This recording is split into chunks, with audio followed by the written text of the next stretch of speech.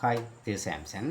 நான் உங்களுக்கு அடிக்கடி சொல்கிற விஷயம் என்னென்னு கேட்டால், ஆங்கிலத்தை படிக்கிறதுக்கு மிகச்சரியான வழிமுறை என்னென்னு கேட்டால், ஒவ்வொரு சுச்சுவேஷன்லேயும் ஒவ்வொரு சந்தர்ப்பங்கள்லேயும் எப்படி வசனங்களை கதைக்கணும் என்பதை வசனமாக தெரிஞ்சு வச்சுக்கொள்றது அதுதான் சரியான வழி. அதை விட நீங்கள் கிராமட்டிக்கலாக படிச்சிங்கன்னு கேட்டால், அப்புறம் சமன்பாடுகளை படிச்சிங்கன்னு கேட்டால், அது உங்களுக்கு கதைக்கிறத சிரமத்தை கொண்டு வரும். ஒவ்வொரு சுச்சுவேஷனில் போனால் அப்படி கதைக்கணுன்ற வசனம் தெரிஞ்சு வச்சுருந்தால் ஈஸியாகவே கதைக்கலாம். அப்படி சொல்லிக்கல அந்த வசனத்தில் வர ஒவ்வொரு சொற்களுக்கான விளக்கமும் உங்களுக்கு டீச்சரில் சொல்லப்படணும். அப்போ இதுக்குள்ளே முழு விஷயமே உள்ளடங்கிடும். எப்படி வசனம் உருவாக்குறது, எந்த சொல் எங்கே வரும், எந்த வசனத்தை நீங்கள் கதைச்சு கொள்ளணும் என்ற முழு விஷயம் இதுக்குள்ளே வரத்தக்கதாக தான் இதை கவர் பண்ணணும். ரைட், அந்த வேலை நாங்கள் வீடியோக்கள் பார்த்து கொண்டு போகிறோம்.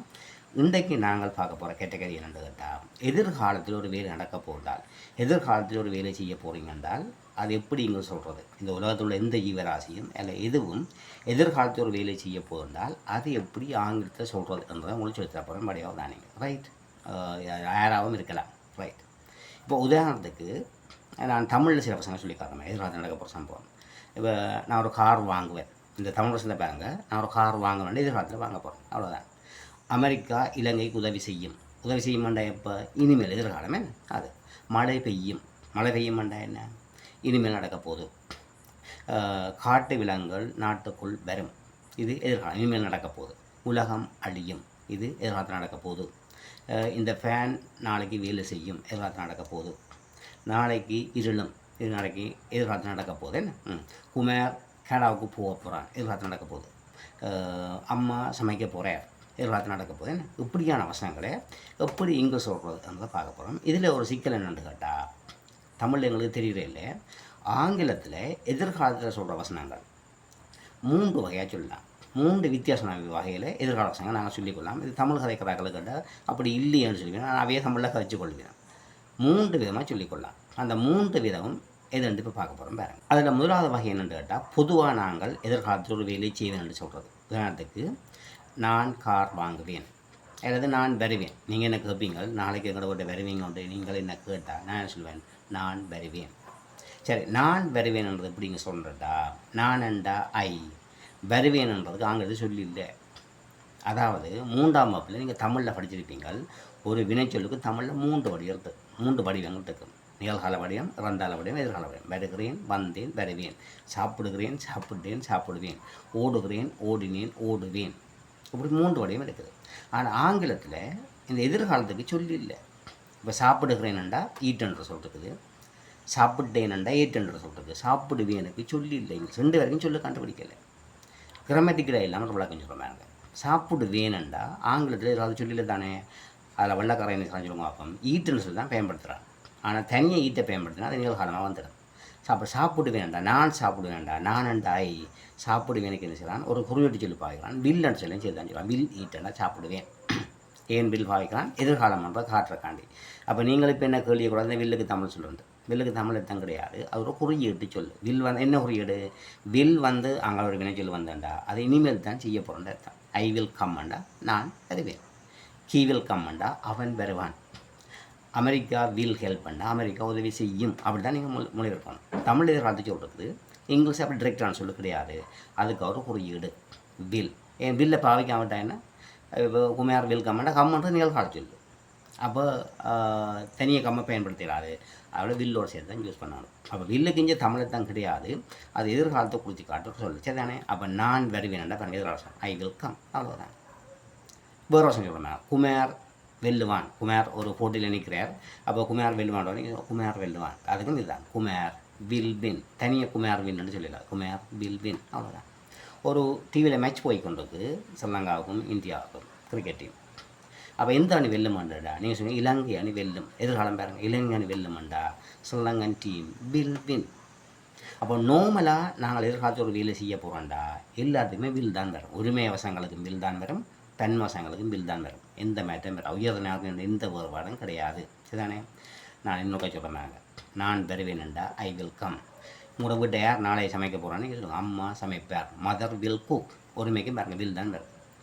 அவர்கள் சமைப்பார்கள் 4-5 பேர் சேர்ந்து, தே வில் குக், அவ்வளோதான். லொரி வரும்னு சொல்லுவீங்கள், இன்றைக்கு லொரி வரும், லொரி வில் கம், அவ்வளோதான். நாய் இரவுக்கு குறைக்கும் அப்படி சொல்லுவீங்கள், டாக் வில் பாக், பாக்னா குறைக்கிறது, அவ்வளோதான். அவன் கனடாவுக்கு போவான், எதிர்காலம் வரும், he will go to Canada, he will go to Canada, அவ்வளோதான். மரம் விழும், ட்ரீ வில் ஃபால், அவ்வளோதான். இந்தியா உதவி செய்யும், இந்தியா வில் வின். விஜய் வெல்லுவார், எதிர்காலம் தாங்க, விஜய் வில் வின். அப்போ எதிர்கால வசனம் வேண்டாம், ஞாபகம் வச்சுக்கணும். வில்லோட பக்கத்தை ஒரு நிகழ்கால வினை சொல்லி பயன்படுத்தணும், அவ்வளோதான். எதிர்காலம் நீங்களே சொல்லிக்கொள்ளலாம், அவ்வளோதான். ஃபோன் ரிங் பண்ணுங்க கொஞ்சம் இதில், ஃபோன் வில் ரிங், அவ்வளோதான். அவர்கள் சாப்பிடுவார்கள், தே வில் ஈட். இன்னும் சில தான் சொல்கிறாங்க, மழை பெய்யும், இட் வில் ரெயின். ஏன் மழைக்கு இட் வருதுன்றது இன்னொரு வீடியோ நான் சொல்லியிருக்கிறேன், பாருங்கள், அது ஒரு பெரிய விளக்கம். இட் வில் ரெயின், என்ன மழை பெய்யும். அங்கள் வருவார் நாளைக்கு, அங்கள் வில் கம் டுமாரோ. அப்போ எதிர்கால வசனம் சொல்ல போகிறீங்கண்டா இதுதான் பேட்டர்ன். முன்னுக்கு சப்ஜெக்ட், ஆக்களோட பேரை பயன்படுத்துங்க, ஆக்களோ அல்லது விலாங்குறை என்ன இருக்கலாம். அடுத்தது வில்லை பயன்படுத்துங்க, அடுத்தது ஒரு நிகழ்காலத்தில் பயன்படுத்துங்க. அங்கள் வில் கம்மிங்கன்னு சொல்லக்கூடாது, அங்கள் வில் கம், ஐஎன்ஜி ஃபோமிங்க வரக்கூடாது. அங்கள் வில் கேமன்னு வரக்கூடாது, நிகழ்காலத்தில் வேர்ப் பன் தான் வரணும், சரிதானே. அவர்கள் சமைப்பார்கள், தே வில் குக். பாருங்கள், முன்னுக்கு சப்ஜெக்ட் வருது, பேர் சப்ஜெக்ட் வந்து பேர் எழுவேன், அதை சொல்கிறேன், தே. அடுத்தது பில் வரணும், அங்கால செய்ய போகிற வேலையை சொல்லிவிட, சரி, இதுதான் விஷயம், ரைட். இப்போ நீங்கள் கேட்பீங்க, இந்த 3 எதிர்காலம் இருக்குது அப்படின்னு சொன்னீங்க கேட்டால், இது ஒரு வகை. இது வந்து பொதுவாக எதிர்காலத்தில் ஒரு சம்பவம் நடக்கும்னு சொல்கிறோம், இந்த வில்லை பயன்படுத்துங்க. ஒருமைக்கு பில் தான், பெண்மைக்கு பில் தான், சரிதானே, அவ்வளோதான், ரைட். 2வது எதிர்காலம் என்னென்னு கேட்டால், எதிர்காலத்தில் செய்ய போகிற வேலைகளை நாங்கள் பிரதானமாக 2 வகையாக செய்கிறோம். 2 என்ன செய்வோம்னு கேட்டால், எதிர்காலத்தில் செய்ய வேலை ஏற்கனவே பிளான் பண்ணி போட்டுன்னு செய்வோம், அது ஒரு வகை. சில வகை என்ன செய்வோம்னு கேட்டால், பிளான் பண்ணாமல் உடனே முடிவெடுத்து செய்வோம், அது ஒரு வகை. இப்போ நான் சொன்னது பிளான் பண்ணால் உடனே செய்கிற வேலையில் சொல்கிறது, எதிர்காலத்தில் பொதுவாக நடக்கும்ன்ற சொல்கிறது. இது நீங்கள் பிளான் பண்ணி போட்டு செய்ய போகிறீங்க என்று சொல்லணுமெண்டா அதுக்கு வேறு ஒரு வடிவம் இருக்குது. நீங்கள் ஏற்கனவே ஒரு விஷயத்தை செய்யறதுக்கு பிளான் பண்ணி போட்டு அதை செய்ய போகிறீங்க, அதை மெட்டாக்கடிப்பு வச்சு சொல்லிக்கல எப்படி சொல்லணும்ன்ற மெதட் இருக்குது. அதாவது பிளான் பண்ணி போட்டு செய்ய போகிற வேலைகளை இங்கிலீஷ் எப்படி சொல்லணும் அப்படின்னு சொல்ல போகிறேன், சரிதானே, ரைட். உதாரணத்துக்கு குமார் என்ற ஒரு ஆள் வந்து ஒரு கார் வாங்க போகிறேன். அவர் கடந்த 6 மாதமாக பிளான் பண்ணி கொண்டு போகிறார், காசை சேர்த்து பிளான் பண்ணி கொண்டு போகிறார், என்னது கார் வாங்குறதாண்டி. சரி, அப்போ அவர் நாளைக்கு தான் இப்போ கார் வாங்குறேன், 6 மாதம் பிளான் பண்ணி போட்டால் நாளைக்கு தான் வாங்க போகிறேன். அப்போ இந்த விஷயத்தை நான் உங்களுக்கு சொல்லிக்க அவர் பிளான் பண்ணி எனக்கு தெரியும் தானே. அப்போ அதை நான் உங்களுக்கு எப்படி சொல்லணும்டா, குமார் கார் வாங்குவான்னு தமிழ் சொல்கிறேன், எப்படி சொல்கிறாங்கடா, குமார் கார் வாங்க போகிறான் அப்படி சொல்லணும், குமார் கார் வாங்க போகிறான். அப்போ இது எப்படிங்க சொல்லணும்டா, குமார் கார் வாங்க போகிறான்டா, குமார்ண்டா குமார் வாங்க போகிறான்ன்றதுக்கான ஆங்கிலம் வேண்டாம், கொஞ்சம் பெருசாக வரப்போகுது. குமாருக்கு பக்கத்து இஸ் வரும், கட்டேன் ஒருமைக்கு இஸ் வரும், குமார் இஸ். அங்கே கோயிங் டு வந்து வரும், going to, Kumar is going to. அங்கே ஒரு வேர்ப் பண்ண வரும், நிகழ்காலம்னு சொல்லி வரும், buy, Kumar is going to buy, Kumar வாங்க போகிறான். அங்கே கார் சொல்லும், Kumar is going to buy a car, அவ்வளோதான். அப்போ குமார் வில் பை காரன்னு என்ன நீங்கள் கேட்பீங்க, அதுக்கு தமிழ் இப்படி வரும், குமார் கார் வாங்குவான். ஆனால் இஸ் வந்து அந்த கோயிங் டு வந்த என்ன நீங்கள் மொழி இருக்கணும், Kumar is going to buy காரண்டா குமார் கார் வாங்க போகிறான். அப்போ குமார் பில் பை காரண்டா குமார் கார் வாங்குவான், Kumar is going to buy காரண்டா குமார் கார் வாங்க போகிறான். 2க்கு என்ன வருவான்னு கேட்டால், நான் பில் போட்டு சொன்னால் உங்களுக்கு விளங்கணும், அது சும்மா நோமலே காலத்தை வாங்க போகிறான்னு உங்களுக்கு சொல்கிறேன், திட்டமுறையில். ஆனால் Kumar is going to buy கார்ன்னு சொன்னால் உங்களுக்கு என்ன விளங்கணும், அவன் ஏற்கனவே பிளான் பண்ணிக்கிட்டான். அதுக்கு தான் இந்த கோயிங் டுன்ற வார்த்தை பயன்படுத்தப்பட்டிருக்கு, அவ்வளோதான். தமிழும் பாருங்கள் சொல்ல மாற்றம் இருக்குது. குமார் வில் பை காரன்னா குமார் கார் வாங்குவான்னு வரும் Tamil. Kumar is going to buy காரன்னா குமார் கார் வாங்க போகிறான். அப்போ உரிமை இல்லாத மிஸ் தரும். மாலா ஒரு வீடு வாங்க போகிறான், நீங்கள் பேரை மாற்றின்னு சொல்லுங்க, மாலா ஒரு ஆள் தானே, Mala is going to buy a house, அவ்வளோதான். அவர்கள் ஒரு மோட்டர் பைக் வாங்க போகிறார்கள், தே ஆ, பெண்மைக்கு ஆ வருது, அதான் நீங்கள் 2 வகை அவசியம் இருக்குன்னு ஐக்கியம் சொல்லி போட்ட உரிமை அல்லது பெண்மை. பெண்மைண்டா இஸுக்கு பதிலாக பயன்படுத்தணும்.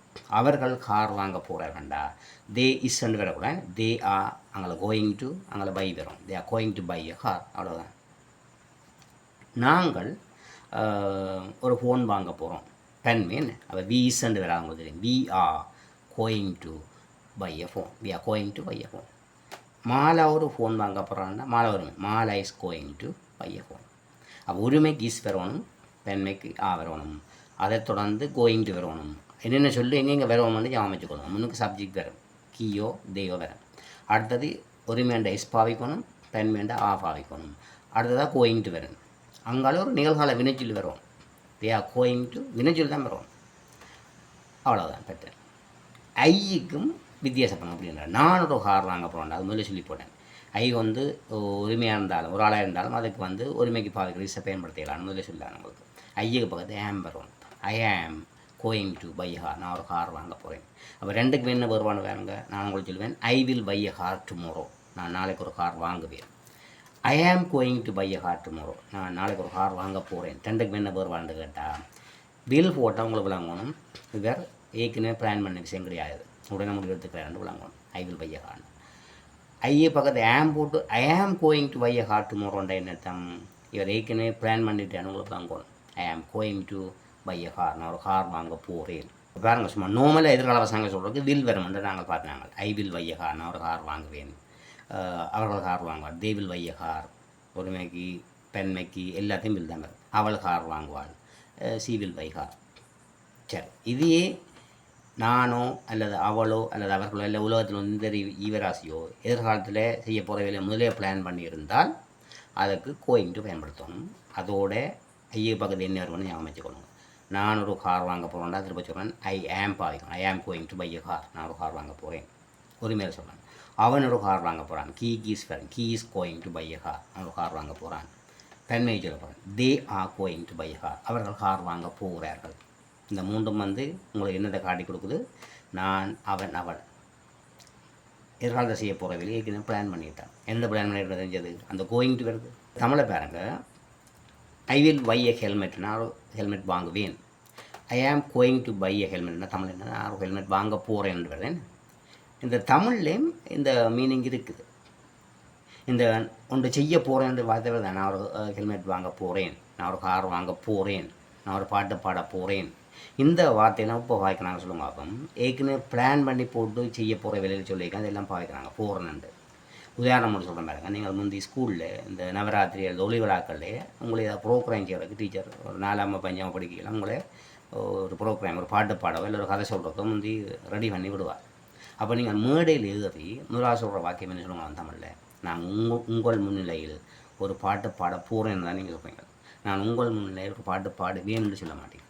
நான் உங்கள் முன்னிலையில் என்று ஒரு கதை சொல்ல போகிறேன் அப்படி தான் சொல்லுவீங்களே தவிர நான் உங்கள் முன்னிலையில் இன்றைக்கு ஒரு கதை சொல்லுவேன்னு சொல்ல மாட்டேன். ஏன்னு கேட்டால் ஏன் அப்படி போகிறேன்னு சொல்லி பாய்க்கிறீங்க. நான் ஒரு கதை சொல்ல போகிறேன்டா ஏற்கனவே பிளான் பண்ணியாச்சு. ஒரு கிழமை டீச்சர் உங்களை வாட்டி எடுத்துருப்பேன் என்னது கதை சொல்கிறது பாட்டு பாடுறதுக்கு என்ன. அப்போ தமிழ்லேயும் இந்த சொல்லி தான் பார்த்து இந்த வார்த்தை நாங்கள் பாவிக்கிறோம். ஏற்கனவே பிளான் பண்ண வேலையில் சொல்கிறதுக்கு போகிறேன்னு சொல்லி பார்க்குறோம். இப்போ நீங்கள் படித்து முடிச்சுட்டு வேலு ஒன்றுக்கு போகாமல் இருக்கிறீங்க. ஏன் வேலு ஒன்றுக்கு போயிடலன்னு கேட்டால் நீங்கள் சொல்லுங்கள் நான் ஒரு பிஸ்னஸ் ஆரம்பிக்க போகிறேன். ஏன் அப்படி சொல்கிறீங்க, ஏற்கனவே பிளான் பண்ணி வச்சுக்கிறீங்க. I am going to start a business அப்படி சொல்லிக்கணும். நான் ஒரு பிஸ்னஸ் ஆரம்பிப்பேன்னு சொல்ல மாட்டீங்க. ரைட். உங்களுக்கு ஒரு தொலைபேசி அழைப்பு வரும். அதில் சொல்லுவான் உங்களை மிரட்டுவான் யாராவது கால் பண்ணி, நான் உன்னை கொலை செய்ய போகிறேன்.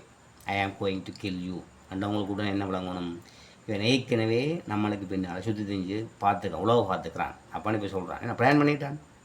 I am going to kill you. ஒரு நியூஸ் இன்றைக்கு வரும் பேப்பர்லையோ அல்லது டிவிலையோ, government is going to increase the price of petrol. என்னத்தான் அரசாங்கம் பெட்ரோல் விலையை அதிகரிக்க போகிறது. அப்போ இந்த கோயிங் டு வந்தவங்களுக்கு என்ன விளங்கணும், அரசாங்கம் ஏற்கனவே பிளான் பண்ணிட்டுது நாளைக்கு அமல்படுத்த போகுது. அதை பத்திரிகையால் கண்டுபிடிச்சிடுவான்.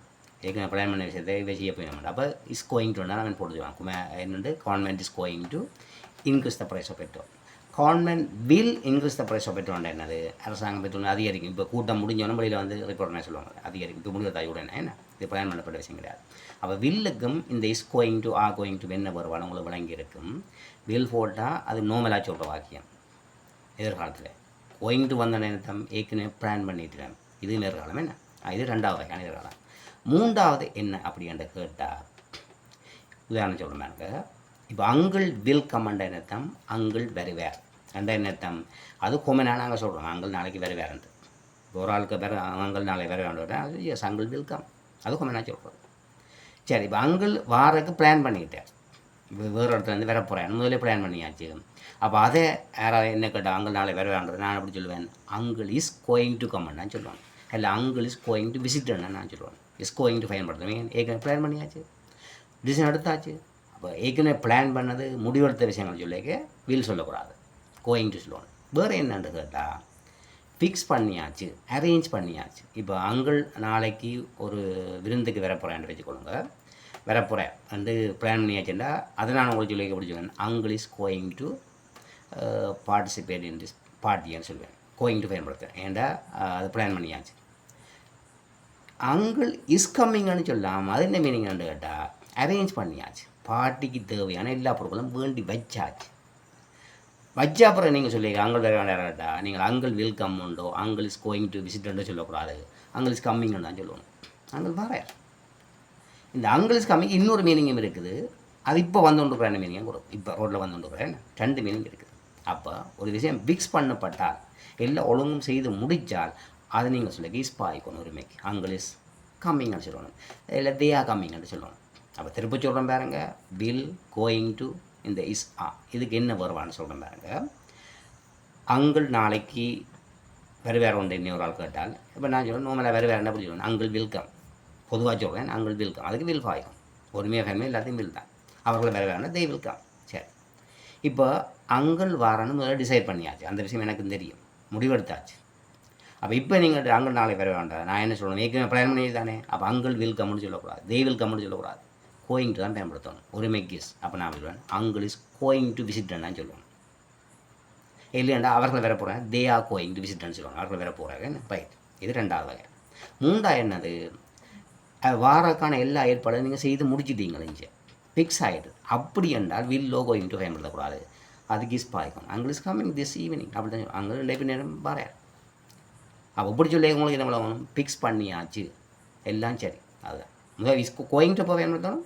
அது வந்து டிசைன் மட்டும் தான் எடுத்துக்கிறாக்கு, அதுக்கான ஏற்பாடு ஒன்றும் இன்னும் செய்யலை. அதுக்கு தான் கோயிங் டு பயன்படுத்தணும். டிசைன் எடுத்துக்கூடாது, டிசைன் எடுத்தாலே நிற்குது.